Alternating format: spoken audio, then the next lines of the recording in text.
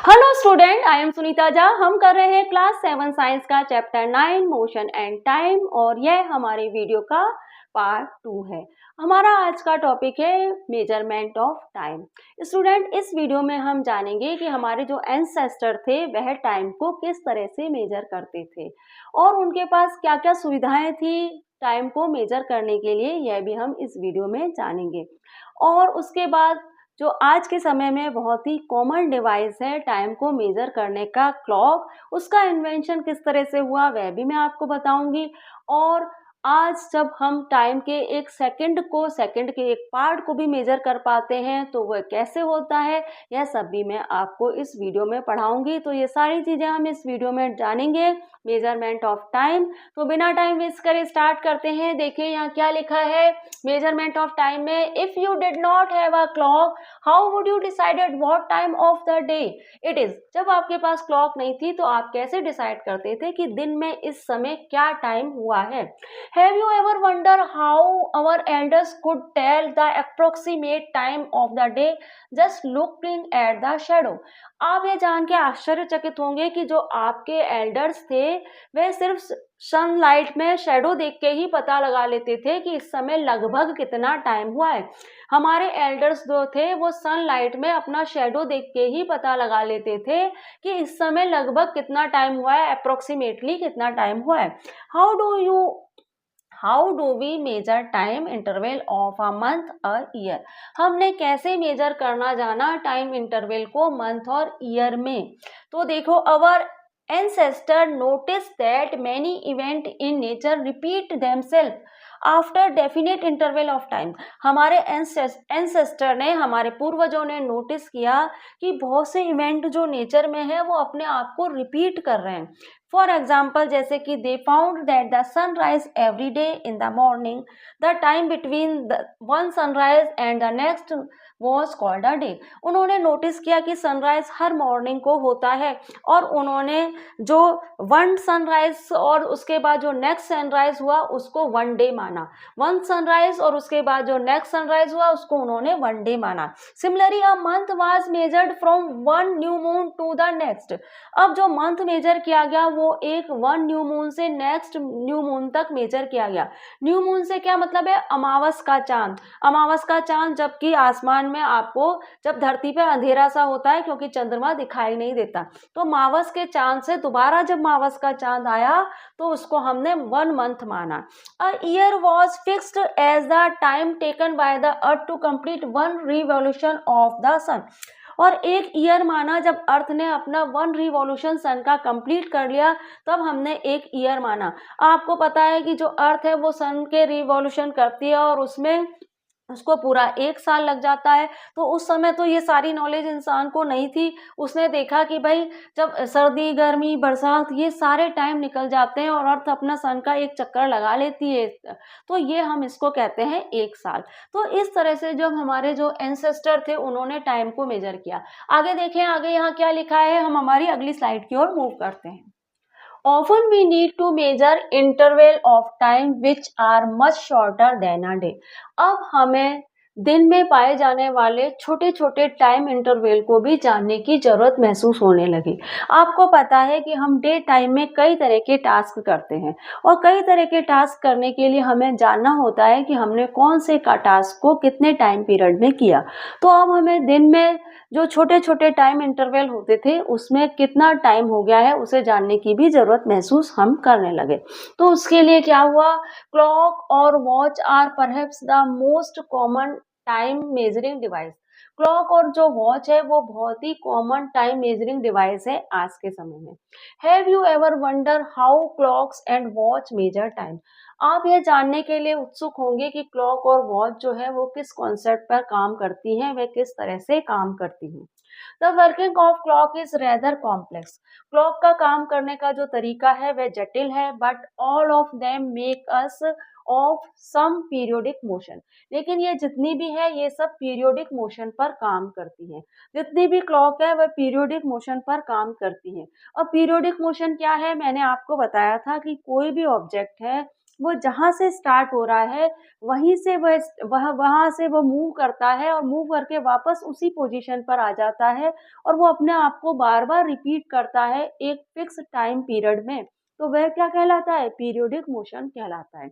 एक ऑब्जेक्ट जिस प्लेस से स्टार्ट होता है वहाँ से मूव करके वापस उसी प्लेस पर आता है और एक फिक्स टाइम पीरियड में अपने आप को बार-बार मूव करता है तो वह पीरियोडिक मोशन कहलाता है। अब पीरियोडिक मोशन पर ही हमारी जो क्लॉक है वो वर्क करती है। अब आगे देखिए, आगे यहाँ पे क्या लिखा है? आगे यहाँ पे लिखा है one of the most well known periodic motion is that of a simple pendulum. Simple pendulum जो है वो पीरियोडिक मोशन का बहुत अच्छा एग्जाम्पल है। अब देखिए कैसे सिंपल पेंडुलम पीरियोडिक मोशन का एग्जाम्पल है। अ सिंपल पेंडुलम, अब आपको सबसे पहले तो आप ये समझ लीजिए कि जो सिंपल पेंडुलम होता है वह ऑसिलेटरी मोशन का भी एग्जाम्पल है। हमारा जो सिंपल पेंडुलम है वो ऑसिलेटरी मोशन का भी एग्जाम्पल है। तो क्या पीरियोडिक मोशन और ऑसिलेटरी मोशन एक ही है? तो स्टूडेंट, ऑसिलेटरी मोशन जो है उसको हम पीरियोडिक मोशन भी कह सकते हैं। हम ऑसिलेटरी मोशन को पीरियोडिक मोशन भी कह सकते हैं, क्योंकि क्या होता है ऑसिलेटरी मोशन में एक ऑब्जेक्ट एक प्लेस से स्टार्ट होता है, एक रेस्ट प्लेस से स्टार्ट होता है और मूव करके दूसरी प्लेस पे जाता है, फिर वापस मूव करता है और वापस रेस्ट प्लेस पे आता है। तो ऑसिलेटरी मोशन में जो ऑब्जेक्ट होता है वह टू एंड फ्रो मोशन में मूव करता है। तो यहाँ पे भी क्या है, पीरियोडिक मोशन की तरह ही ऑब्जेक्ट जिस प्लेस से स्टार्ट हो रहा है वहाँ पे वहीं पर ही मूव करके आ रहा है एक पर्टिकुलर टाइम पीरियड में। तो ऑसिलेटरी मोशन को हम पीरियोडिक मोशन कह सकते हैं। लेकिन आपका हर पीरियोडिक मोशन ऑसिलेटरी मोशन नहीं होता है। आप देखिए कि जो एक क्लॉक है उसके जो हैंड है, एक क्लॉक के पास क्या है, आवर हैंड भी है, मिनट हैंड भी है, सेकंड हैंड भी है। अब ये क्लॉक के जो हैंड है ये मूव कर रहे हैं तो ये पीरियोडिक मोशन का एग्जांपल है, पर ये तो एक सर्कुलर पाथ पे मूव कर रहे हैं।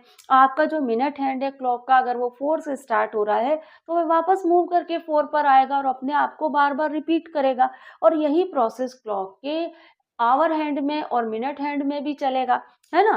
तो आप देख रहे हैं कि जो क्लॉक के जो हैंड है वो पीरियोडिक मोशन में वर्क कर रहे हैं, लेकिन हम इसे ऑसिलेटरी मोशन नहीं कह सकते हैं, क्योंकि ऑसिलेटरी मोशन में तो कोई ऑब्जेक्ट मूव करता है टू एंड फ्रो फॉर्म में, ठीक है ना? एक स्ट्रेट पाथ पे टू एंड फ्रो मोशन में मूव करता है तो वो है हमारा ऑसिलेटरी मोशन। तो हमारा ऑसिलेटरी मोशन तो पीरियोडिक मोशन हो सकता है, लेकिन हर पीरियोडिक मोशन ऑसिलेटरी मोशन नहीं होता है। तो ऑसिलेटरी मोशन और पीरियोडिक मोशन के बीच का डिफरेंस आपको समझ आ गया होगा। अब देखते हैं आगे क्या है। A simple pendulum consists of a small metallic ball or a piece of stone substance from a rigid stand by the thread।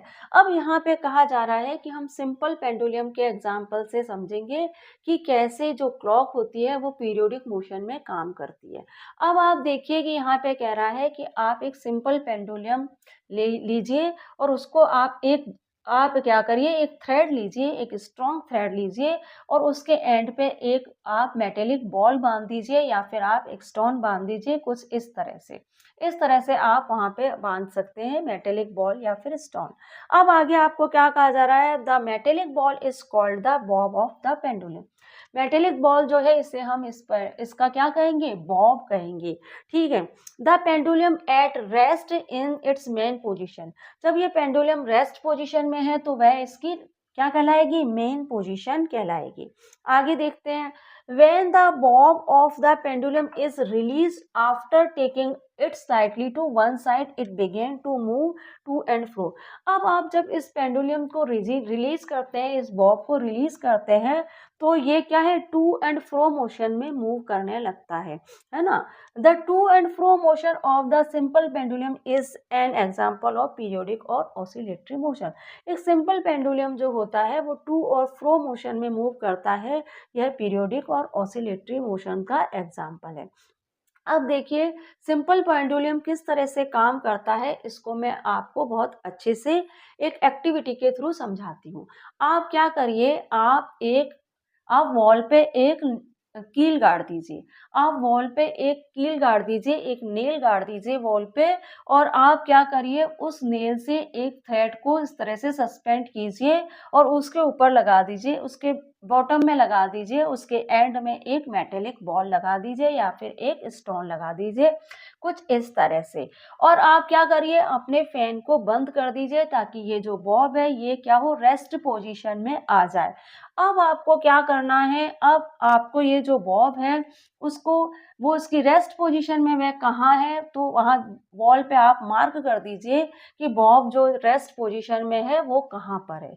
अब आपको हम देखेंगे कि जो हमारा सिंपल पेंडुलम है वह किस तरह से काम करता है। अब आप इस बॉब को स्लाइटली मूव कीजिए।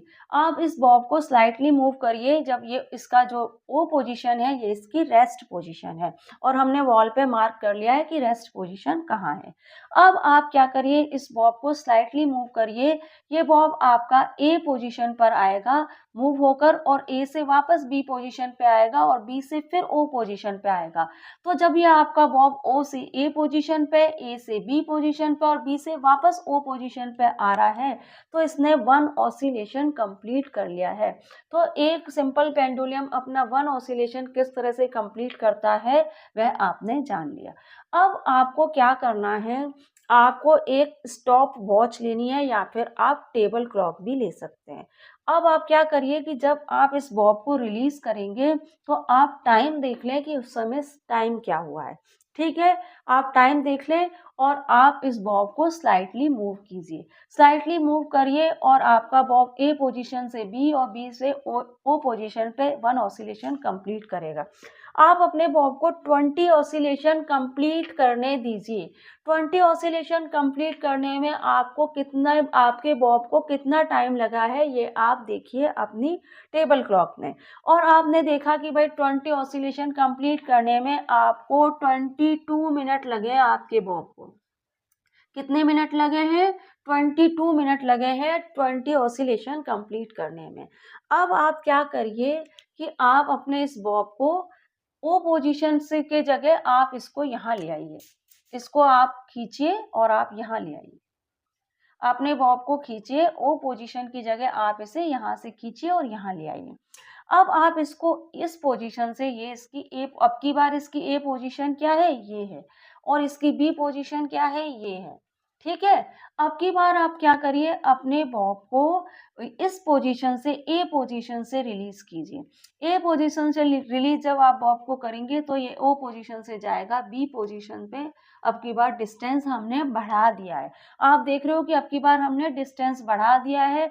आपका बॉब ए पोजीशन, यहाँ इसकी रेस्ट पोजीशन है, यहाँ से ये रिलीज हुआ, बी पे गया और वापस ए पर आया और इसने वन ऑसिलेशन कंप्लीट कर लिया। अब इस बॉब को आप 20 ऑसिलेशन कंप्लीट करने दीजिए। आप क्या देखेंगे, आप देखेंगे कि 20 ऑसिलेशन कंप्लीट करने में बॉब को 22 मिनट ही लगे हैं।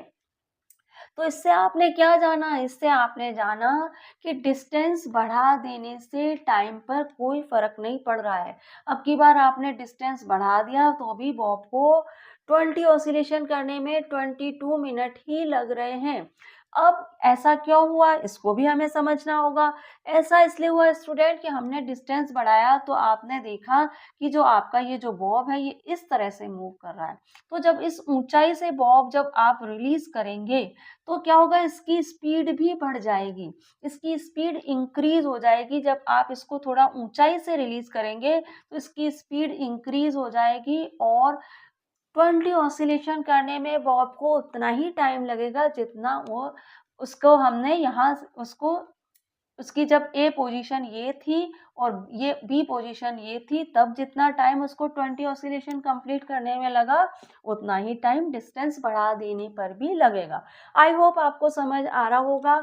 अब हमको क्या करना है, अब आप एक चीज और करिए, आपका ये जो बॉब है इसका जितना वेट है उससे थोड़ा कम वेट कर दीजिए बॉब का।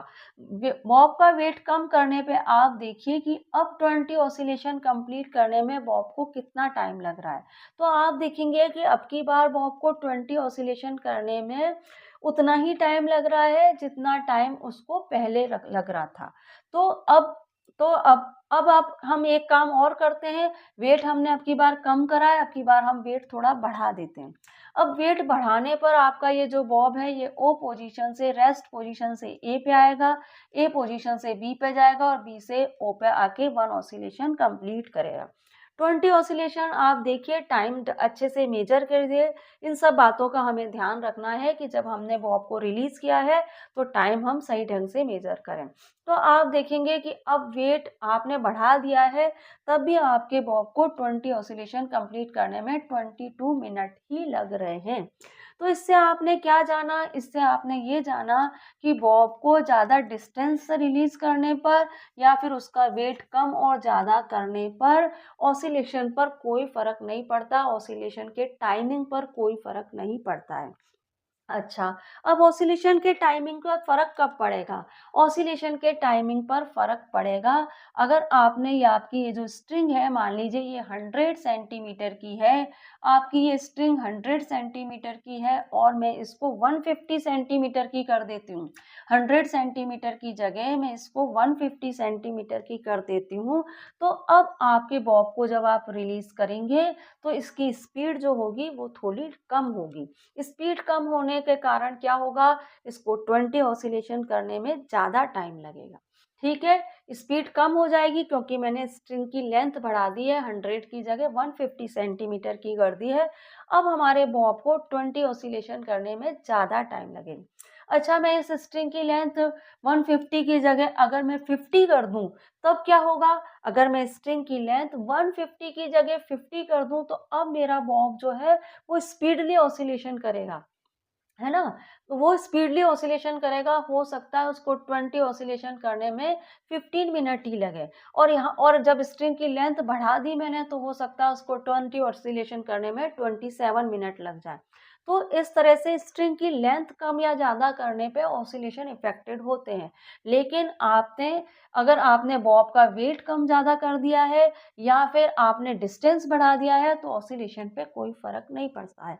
हो सकता है कि आप थोड़ा बहुत डिफरेंस आ जाए क्योंकि ह्यूमन एरर के कारण जो पीरियोडिक मोशन है उसका जो कॉन्सेप्ट है वो वही है। हो सकता है कि ह्यूमन एरर के कारण थोड़ा बहुत डिफरेंस आ जाए, आपने बॉब को रिलीज करने में टाइम लगा दिया हो, आपने टाइम देखने में टाइम लगा दिया हो, तो ह्यूमन एरर के कारण थोड़ा बहुत डिफरेंस आ सकता है। लेकिन आपका पीरियोडिक मोशन में अगर आपकी स्ट्रिंग की लेंथ आपने चेंज नहीं करी है तो आपका हर कंडीशन में आपका बॉब 20 ऑसिलेशन 22 मिनट में ही करेगा। मैंने आप प्रैक्टिकली करके नहीं देखा है, तो आप करके देखिए, आपको पता पड़ेगा कि प्रैक्टिकली ये सब होता है कि नहीं।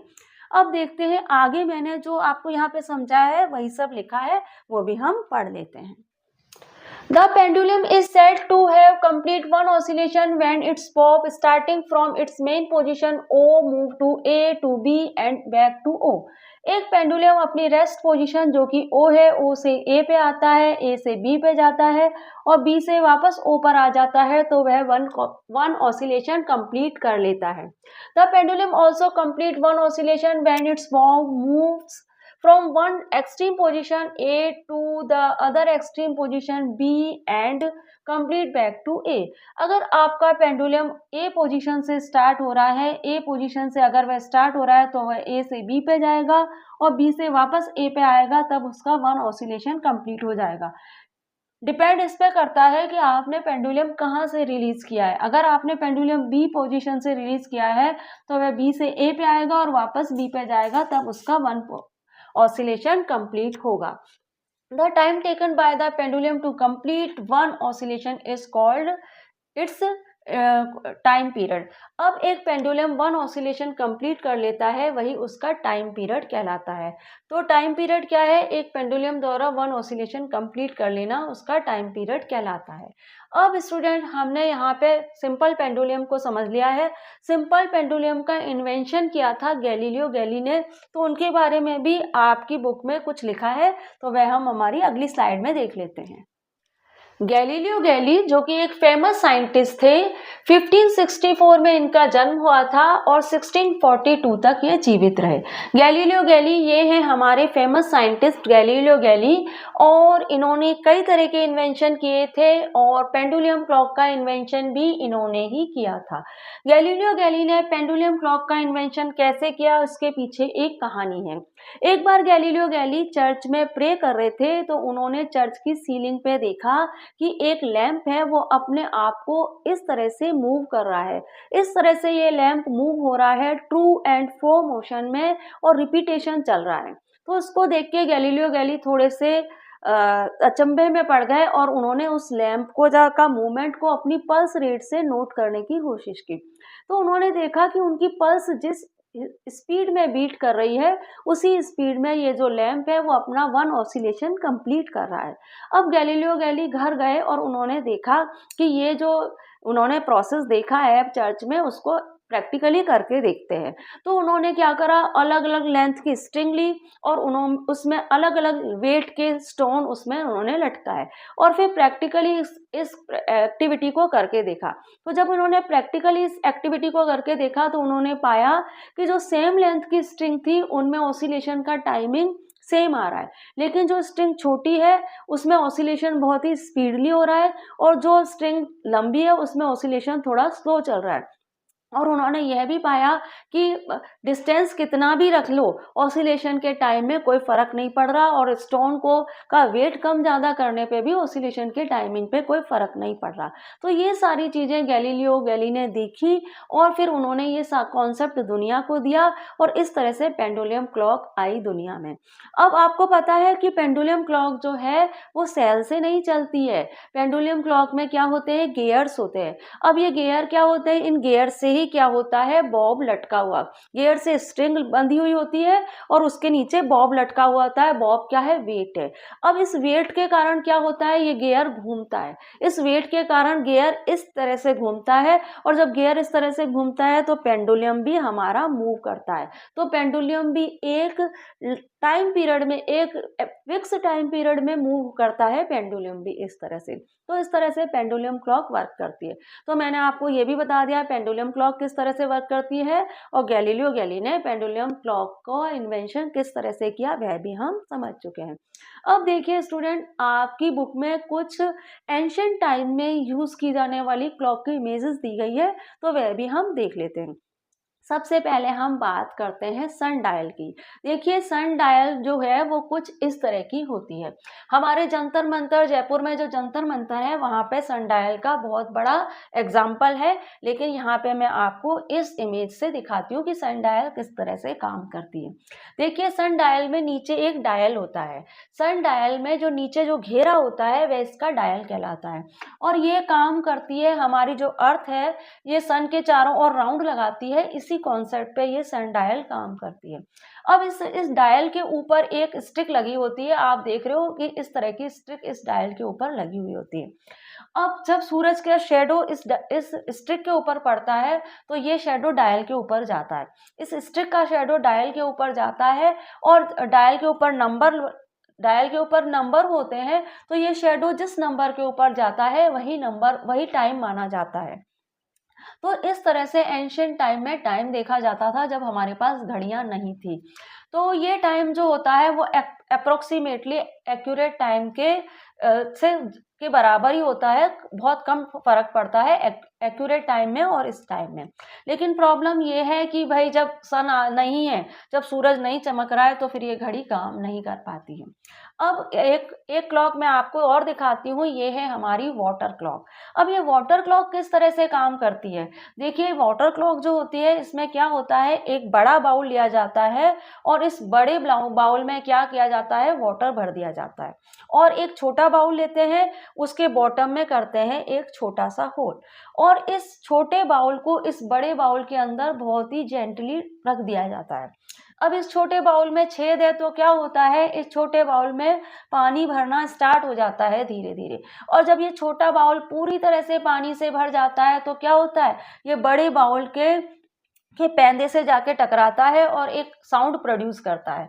तो जब ये छोटा बाउल पूरी तरह से भर जाता है और बड़े बाउल के पैंदे से टकरा के साउंड प्रोड्यूस करता है, तो पहले इस तरह से टाइम मेजर करते थे। कोई भी टास्क कंप्लीट करते थे तो इस तरह से टाइम को मेजर करते थे और फिर दोबारा उस बाउल को रखते थे भरे हुए बाउल में, और ये प्रोसेस चलता रहता था टाइम को मेजर करने के लिए। अब आपको मैं सैंड क्लॉक दिखाती हूँ। सैंड क्लॉक तो आपने देखी भी होगी। तो सैंड क्लॉक में क्या होते हैं, 2 चैम्बर होते हैं। आप देखो यहाँ पे इमेज में सैंड क्लॉक में 2 चैम्बर होते हैं। ऊपर वाली चैम्बर में तो भरी होती है सैंड, जो कि क्या होती है, बारीक महीन सैंड होती है, उसमें पेबल्स वगैरह नहीं होते हैं। तो बारीक महीन सैंड होती है ऊपर वाले चैम्बर में और नीचे वाला चैम्बर खाली होता है, और बीच में एक क्लिप लगा दी जाती है, जिससे कि क्या, ऊपर वाली सैंड जब हम चाहेंगे, जब हम स्टार्ट करेंगे तभी ऊपर वाली सैंड नीचे आएगी। तो बीच में एक क्लिप लगी रहती है। अब क्या होता है, जैसे ही हम इस क्लिप को ओपन करते हैं तो ऊपर वाली साइड नीचे वाले खाली वाले चैम्बर में आने लगती है, और ये जब खाली वाले चैम्बर में आती है और जब पूरा ऊपर वाला चैम्बर पूरी तरह से खाली हो जाता है तो टाइम को मेजर कर लिया जाता है। तो इस तरह से टाइम को मेजर करते थे पुराने समय में लोग, जब उनके पास घड़ियां नहीं थी। तो एंशिएंट टाइम में किस तरह से इंसान अपने टास्क को कंप्लीट करने के लिए टाइम का मेजरमेंट करता था, तो वो भी मैंने आपको यहाँ पे बता दिया है। अब देखिए कि आज के समय में कई तरह की घड़ियां चल रही हैं और ढेरों घड़ियां हैं आज के समय में मार्केट में। तो वो घड़ियां किस किस तरीके से काम कर रही हैं, हमें क्या क्या सुविधाएं दे रही हैं, वो आपकी बुक में एक बॉक्स दिया है, मैं आपको वह भी समझा देती हूँ। तो बढ़ते हैं हमारी अगली स्लाइड की ओर। इस बॉक्स में टाइम को लेकर कुछ एक्स्ट्रा इंफॉर्मेशन दी है, तो वह भी हम देख लेते हैं। The smallest time interval that can be measured with commonly available clock and watch in 1 second. यहाँ पे कहा जा रहा है कि आज के समय में जो स्मॉलेस्ट टाइम इंटरवल है वह है सेकेंड, जो कि आजकल जो हम कॉमनली क्लॉक और वॉच यूज करते हैं उनमें स्मॉलेस्ट टाइम इंटरवल क्या है, सेकेंड है। However, now special clock are available that can measure time interval smaller than a second. आपको पता है कि आज के समय में ऐसी भी क्लॉक है जो सेकंड से भी स्मॉलर टाइम इंटरवल को बता सकती है, सेकंड के भी छोटे से छोटे पार्ट को बता सकती है। Some of these clock can measure time intervals as small as 1 millionth or even 1 billionth of a second. आपको पता है कि ऐसी क्लॉक है हमारे पास आज के समय में जो 1 सेकेंड के 1 मिलियंथ और 1 बिलियंथ पार्ट को भी बता सकती हैं। हमारे पास आज के समय में ऐसी क्लॉक है जो 1 सेकेंड के 1 मिलियंथ और 1 बिलियंथ पार्ट को भी बता सकती है। You might have heard the term like micro second and nano second. आपने ऐसे वर्ड सुने होंगे, माइक्रो सेकेंड और नैनो सेकेंड। तो 1 micro second is 1 millionth of a second. अब 1 माइक्रो सेकेंड का मतलब क्या है, 1 सेकेंड का 1 मिलियंथ पार्ट। 1 मिलियंथ कितना होता है, 1 सेकेंड का 10 लाखवां पार्ट। 1 सेकेंड का 10 लाखवां पार्ट भी हम मालूम कर सकते हैं। हमारे पास ऐसी क्लॉक है जो 1 सेकेंड का 10 लाखवां पार्ट बता सकती है। 1 मिलियन मीन्स 10 लाख, और a nanosecond is 1 billionth of a second. तो 1 नैनो सेकेंड का मतलब है 1 बिलियंथ ऑफ अ सेकेंड। तो ये क्या बताता है आपको, ये बताता है आपको कि 1 सेकेंड का 100 करोड़वां भाग, 1 सेकेंड का 100 करोड़वां भाग बताता है। नैनो सेकेंड का मतलब है 1 सेकेंड का 100 करोड़वां भाग या 1 अरब भाग, और माइक्रो सेकेंड का मतलब है 1 सेकेंड का 10 लाखवां भाग माइक्रो सेकेंड के बराबर है। तो इतने स्मॉलेस्ट टाइम पीरियड को भी आज के समय में हम मेजर कर सकते हैं। हमारे पास ऐसी क्लॉक है जो सेकंड के 1 10 लाखवें पार्ट को और सेकंड के 100 करोड़वें भाग को भी मेजर कर सकती है।